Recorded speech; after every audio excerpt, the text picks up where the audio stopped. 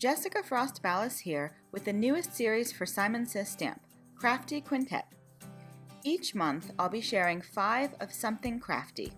It might be my 5 favorite background stamps, or 5 ways to use distress inks, or 5 ways to create shaker cards. Each month it'll be a different topic, product, or technique. Today I'm sharing 5 crafty ways to use acetate in your card making.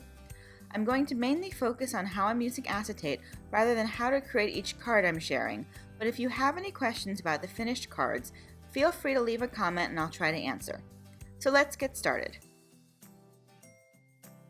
The first way I like to use acetate is as a guide when deciding how to cut down an oversized stamp or background stamp. Background stamps are generally 6x6 and need to be cut down to fit a standard A2 card. And recently stamp companies have started creating gorgeous oversized stamps that won't fit on a standard A2 card unless they get trimmed down. However, I find that it's difficult to decide how to cut down a panel unless I can see what I'm doing.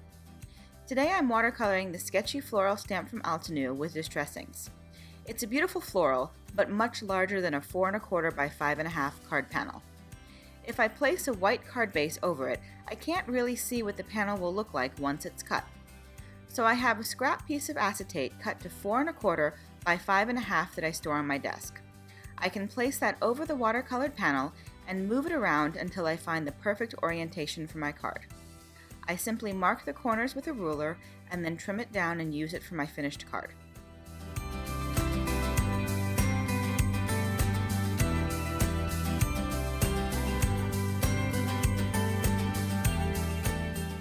The second way I use acetate in my craft room is as a tester for white gel pen accents. I love to add accents to my colored images with a white gel pen, but it makes me nervous because once you add the gel pen, you can't take it back. I discovered that you can place a piece of acetate over a colored image and test out your white gel pen accents by drawing directly on the acetate. It's not as smooth as coloring directly on cardstock, but it will show up on the acetate. And if you don't like it, you can just wipe it off and try again, as you'll notice I did on the fox's scarf. After you've decided where you want your accents, you can move the acetate out of the way and draw directly on the stamped image.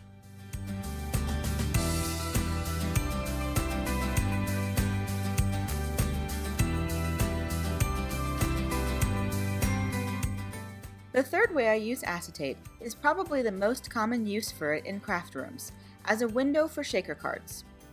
I think I'll share several ways to create shakers in a future video, but you can see how I heat emboss part of my sentiment on the heat-resistant acetate and then create a shaker using a die-cut heart window on my card panel, foam mounting tape, and a heap of sequins, confetti, and glitter.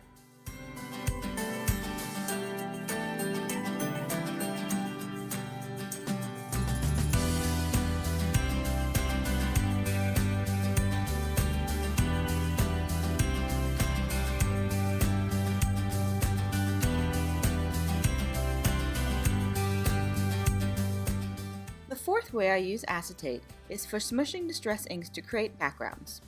I have a piece of acetate cut to 5 1/2 by 8 1/2, and I simply press distress ink pads onto the acetate to create a wave pattern. Once I'm done applying ink, I spritz the acetate with a water bottle and use my finger to blur any straight lines created by the sides of the ink pads.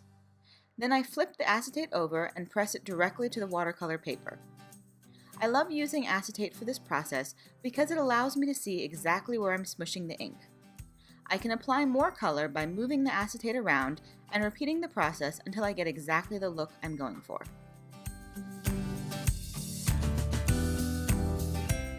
The final way I use acetate is to create a clear card front. I take a piece of acetate cut to 4 1/4 by 11 and I score it at 5 5/8. I use a bone folder to carefully crease the acetate, and then I trim off the shorter end so that I'm left with about 1 inch on that end. I keep the scraps of my acetate to create windows for future shaker cards. Then I adhere the short end behind my card panel to create my clear card front. For this particular card, I adhered a sandy ground and some critters to my acetate panel to finish the card.